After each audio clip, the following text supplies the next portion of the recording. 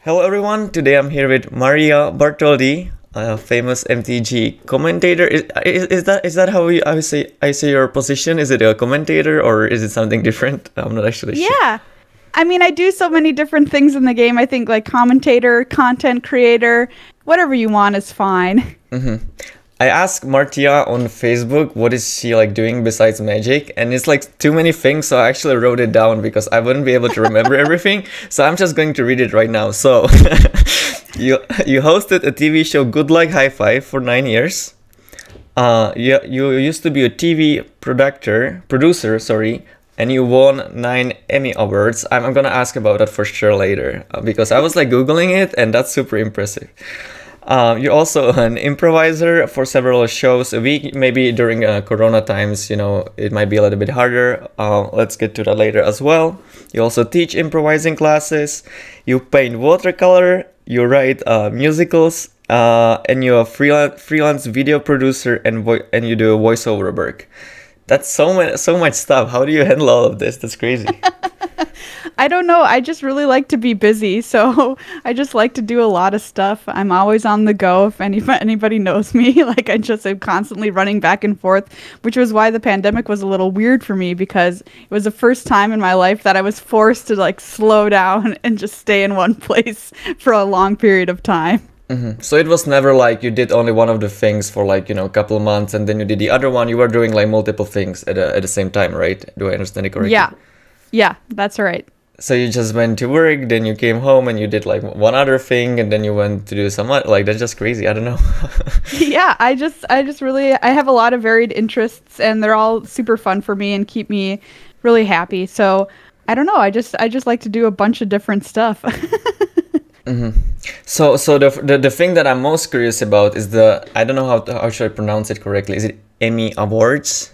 Yeah, that's right. Okay, so I was like Googling it and I found it's like super impressive, and the awards awarded for like actors, I think the person that has the most has only 7. How do you have 9? Like, is it maybe like a little bit easier when you're like a TV producer, or can you like maybe explain a little bit? Yeah, sure. So yeah, I have 9 what they're called upper Midwest Emmy Awards. So they're the smaller regional version of the larger Emmy Awards, and mine are all for TV production work. Before I worked in Magic, I worked as a TV producer for the public broadcasting service here in the U.S. called PBS, which is, you know, makes Sesame Street and all that kind of stuff back in the day. Mm-hmm. And so I worked in arts documentary film, and I did a lot of various documentary projects for artists living and working here in Minneapolis, where I'm from. And the funny story is I actually worked for a much smaller station even before I worked for the bigger station here in the Twin Cities, and they had won the Twin Cities station had won all these awards, and I was like, why are they winning all of the awards? That's not fair. Even though we're a smaller station with only like 2 employees who work on this project, I think we can win as many awards as they can.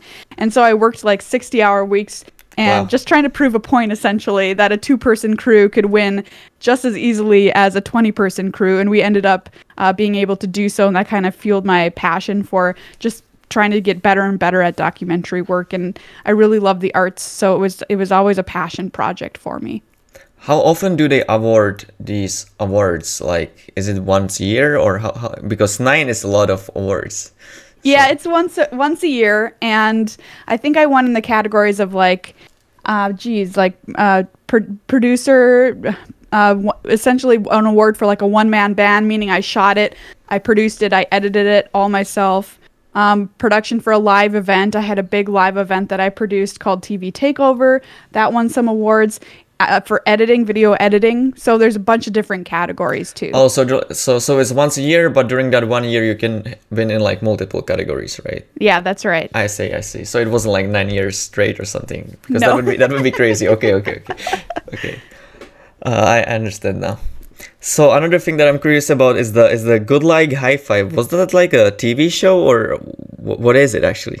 Oh, Good Luck High Five. That's my Magic podcast. Oh, sorry. I misunderstood. That's okay. Maybe you wrote that on Facebook. I just missed it. I'm sorry about that. That's okay. Yeah, we've been doing Good Luck High Five for 9 years. Wow, that's a long time. How long are you actually playing Magic? Because I obviously know you because of coverage, but when you started doing that, I assumed that you were like doing Magic even before that, logically. So how long is that going on? Well, logically, you would be right. However, the entire conceit of our podcast was we weren't always called Good Luck High Five. We changed our name about 4 years ago. The original name of our podcast was Magic the Amateuring because we were amateurs. We'd never played the game before. So the entire idea was we were learning how to play the game while we were doing the podcast. So we had another host at the time, and we learned something new every week. Like one week, I remember we talked about First Strike because we were like, "What is that? How does that work? That's weird." So I'm sorry to interrupt. In the first episode, you had like no idea how Magic works, or we had a very small idea. I think we had played maybe like 5 games or something, but we were obsessed with it.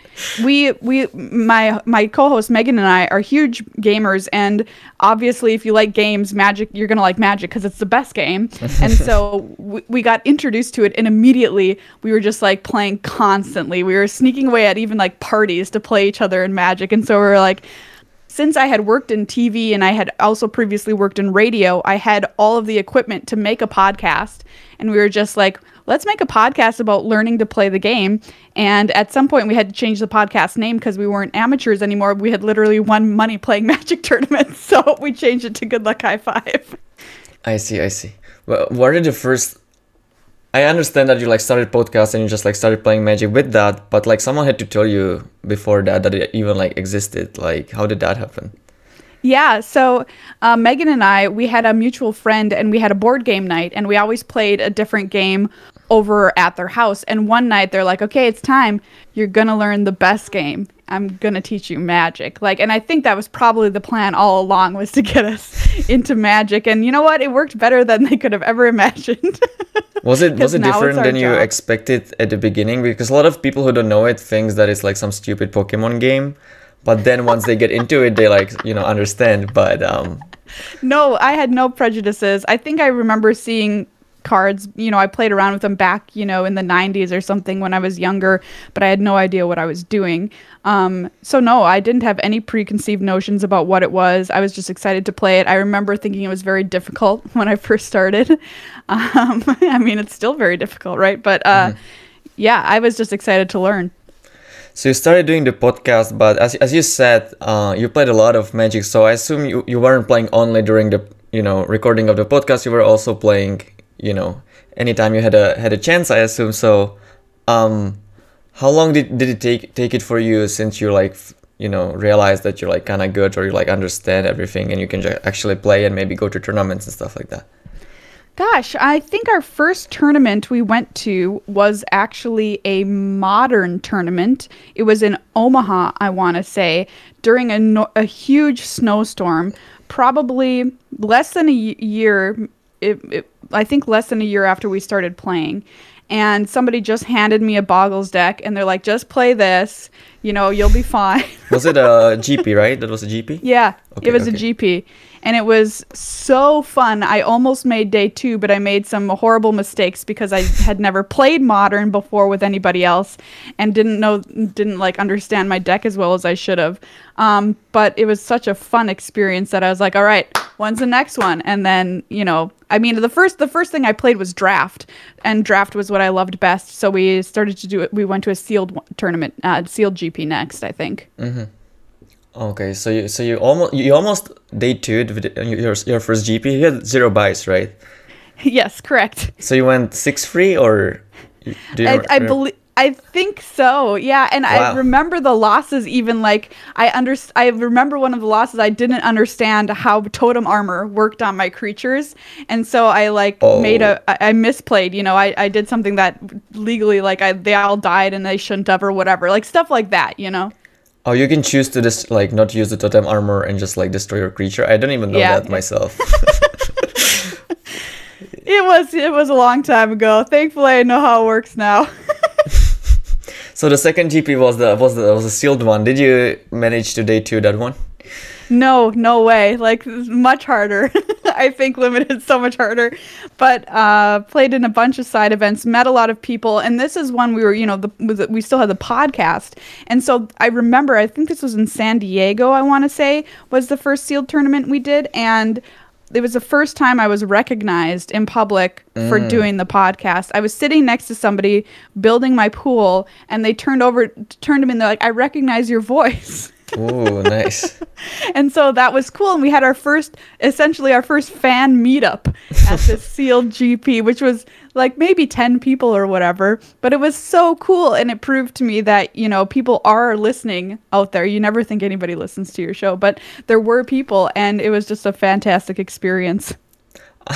Yeah, that must have felt pretty great. Did you have an idea of how many people are actually listening to the show, or? Well, back then, not really. Podcast analytics are unfortunately not very good or reliable. But nowadays, we get thousands and thousands of people who listen to the show and also watch the video version on YouTube. And we're on Spotify, we're on all the various podcast apps, that kind of thing. And it's a lot. And it makes me really happy because our whole message of Good Luck High Five is to have fun while you play Magic. Even if you're a top pro, we have top pros who listen to us because they just like, oh, it's fun. You're funny. You have a good time on your show. And then we have a lot of beginners too who feel more comfortable with not a super like spiky kind of focus show. You kind of had to like shift focus though, right? Because at the beginning you were kind of like recording the fact that you're actually like learning how to play Magic, but it's already like a long time. I think it's 9 years. So I assume that, right now it would be kind of awkward if you just like learn how flying works after 9 years. Where did the focus shift?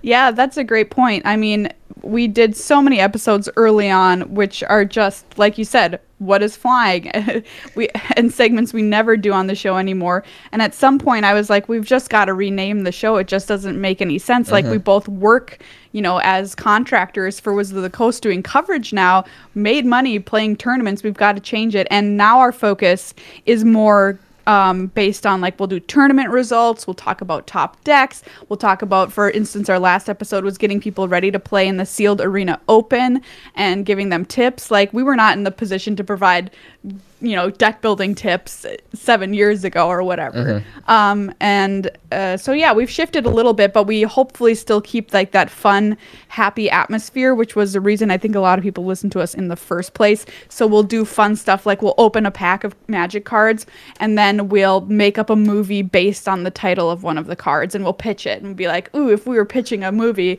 it would be called whatever the name of the card is. Or we'll talk about the Magic story, stuff like that, to still keep it like light and fun, like you're just hanging out with your friends talking about Magic. Oh, you're actually talking about the Magic story, like you mean the lore itself? Yes. Oh, that's interesting. I actually don't really know that much about it. Are you knowledgeable about that a lot, or? Well, I keep that for my co-host Megan. She's in charge of that, and we try and keep people up to date on the current set story. So, right now in Strixhaven, we talked about what is the deal, what's going on in Strixhaven, why is Liliana hanging out there as Professor Onyx, what are Will and Rowan up to, that kind of thing. So if you don't read the story online, like some people just are too busy, they don't have time, they can just listen to a short, funny recap on our show. I see. So you mentioned the coverage a couple of times, which I think most people watching this video is probably where they know you from. I think you're doing that for like about 4 or 5 years. How did you actually get the job? Was it maybe based on the fact that you were doing the podcast, or how did that happen? Well, this is a wild story, and probably the best one that I have related to Magic. So back in the day, Megan and I, we did an episode of our show, which is kind of the most famous episode, called Sigh. And it was basically like calling on the people who make Magic and whatever to have more female representation in the game. We were like, you can have a host. There's people out there. We talked about, at tournaments, going to tournaments, and how the negative experiences we had, or just even as content creators, and saying like, you know, we can open up this game to more people, and it doesn't mean that you lose anything. It means that you gain so much more from all these people in the game. Anyway, we received a lot of support for that episode, but also a lot of hate online from people who, you know, they were scared. They didn't want to lose their hobby, or that they felt like they were losing their status by inviting more women and people of marginalized genders into the game, etc. What happened because of that, it was a really, really tough time. Wizards of the Coast actually reached out to us and they said, hey, what can we do to help? And so we said, all right, well, you should hire a woman to be on your coverage team.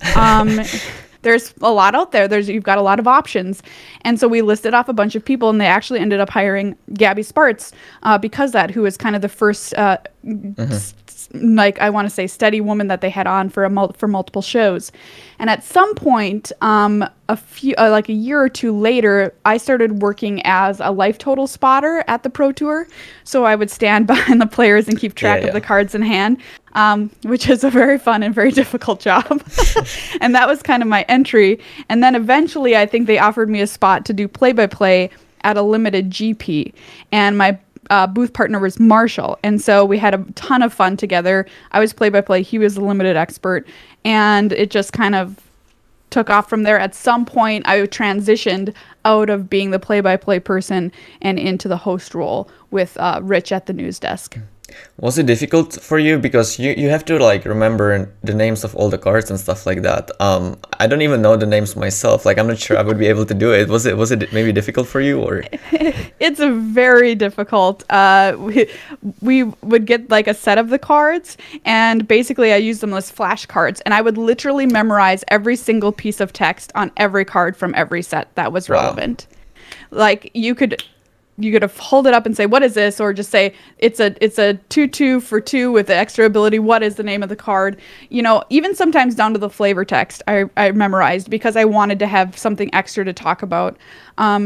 Nowadays on Arena, you don't necessarily have to do that anymore, because the card names are there for you. But it was... back in the day, it was super challenging. And going forward, you know, with paper tournaments, if we still have coverage, I'm not sure what that will look like. We now have like the mystical archives and all the special versions from the secret layers of the cards. It's just going to be 100 times more complicated at any given tournament, because there's so many different pieces of art now.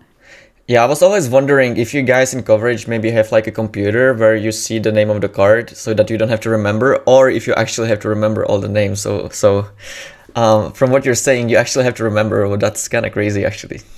Yeah, we have to remember everything. We will generally have our laptop so we can kind of search, but it's hard to search for a card if you don't remember the name of it, right? So we might have the set pulled up in front of us or something, but that's just a kind of a cheat sheet, you know. You got to be snappy on the fly, so you've got to just know it. So you mentioned you went from being like the play-by-play commentator to working on the desk. Which one do you like better? Do you have an opinion about that? Wow, I like both of them, honestly. I can't choose. I only get to do play-by-play very rarely now for special events. Like coming up, I'm going to do some play-by-play at the Mox coming up here, which I'm super excited for, because I just never get to do it. And it's so fun, especially when you're calling draft. That's my favorite thing to call, is play-by-play. But host is really fun too, because then you get the opportunity to kind of like shape the show and give the show an overall feeling, and you get to interview really cool people who are doing well in the tournament, and you get to hang out with like fun people. Like for the arena shows, like Day 9 is super fun to be at the host desk for. I love working with Cedric too at the desk, and Rich, of course.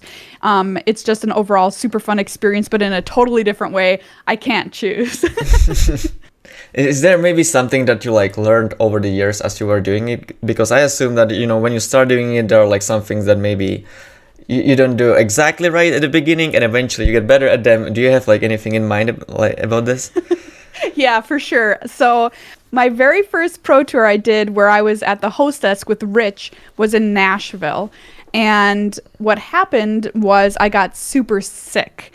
So this is a two-part story. Part one, I got very, very sick. I had done one day of filming, and the next day was supposed to be the first day of the show, but I couldn't do it. I had strep throat. I had to go into like an emergency clinic and get horrible, huge shots. And I was like, just pump me full of the drugs. I want to be able to do the show. You know, I got to be back there. I missed one day of work. I was back the next day. And it was just like a really harrowing experience. But during that show, I was doing a segment alone at the desk. I think it was with Luis Scott Vargas, and technical problems happen, right? It's a live broadcast. It happens even in the biggest and best broadcasts out there. There's just like nothing that you can do. And I was not prepared for there to be a technical problem. So my floor director was telling me to stretch as I'm interviewing Luis by myself at my first show. And I realized at some point that I have no more questions in my head. You know, my head's just gone blank. Like, and she's like, stretch. And I'm sitting there, I'm like, all of my questions I wrote down, I already did them all. What am I supposed to ask him? And so I'm like, how are you feeling like at this tournament overall? You know, some question that was not related to anything we were talking about, and he just kind of looks at me like, what's going on? And since then, I mean, I don't know if I can explain to you how terrible that moment feels. You feel like your entire stomach is dropping through the floor. It happens to me all the time when I'm interviewing people, so... Okay, so you get it. Yeah, it's just like the worst feeling known to man.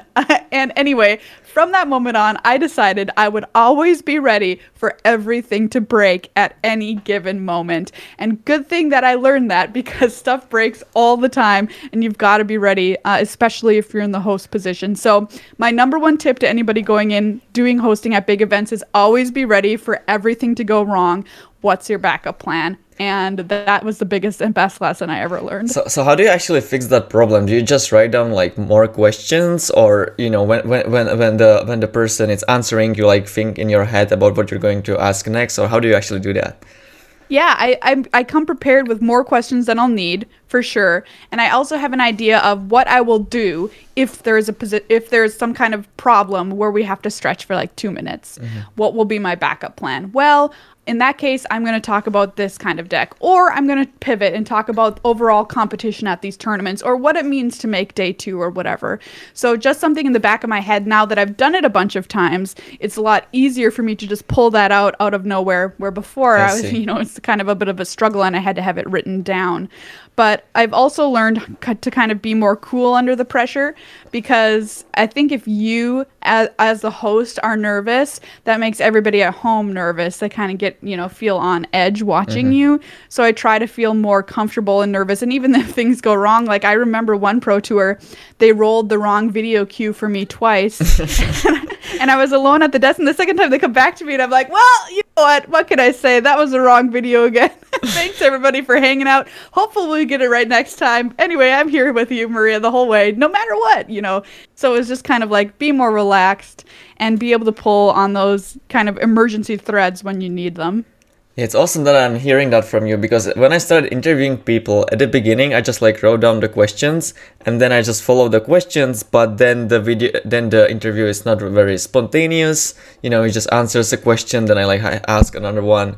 It's not very good, but if I'm spontaneous, sometimes I just like run out of things to ask and it's like kind of awkward. So I'm not actually sure what's the best way to do it, but your insight is very helpful. So thanks. I think a combination, you know, have some stuff prepared, but then you're so right. If you hear something that's interesting, just jump on that, because that's where you'll get the best sound bites and stuff. I mean, from my work as a producer, I did a lot of interviewing behind the camera where you didn't see me. And I just learned that, you know, once you see somebody, the spark in their eyes go, you know you've latched onto something great and they're going to give you a great answer. And also talking about feelings, I think, which is a kind of a weird thing to say, but one of my best questions I always ask people is, why do you love X, Y, or Z? And I find that usually gives me such a great answer, because they get to talk about what they're passionate about, which is always going to get you good content. All right, that will be all for today. Thanks for your time. It was awesome. Before I cut it off, maybe you want to tell people where they can find you on the internet, if you want. Yeah, absolutely. You can follow me at Miss Maria Pants on Twitter and Instagram. You can listen to my podcast, Good Luck High Five. It comes out every Tuesday wherever you get podcasts. I also have another Magic podcast called The Upkeep, which is 10 minutes of Magic news every Monday morning. That's also available anywhere. And we've got both of these available on our YouTube channel as well, which is youtube.com/goodluckhighfive. Find all of the information at goodluckhighfive.com. Yeah, thank you so much. This was awesome. Yeah. If you guys like the video, please click on the like and subscribe button. Don't forget to check out Maria's, content creation, and see you next time. Bye bye.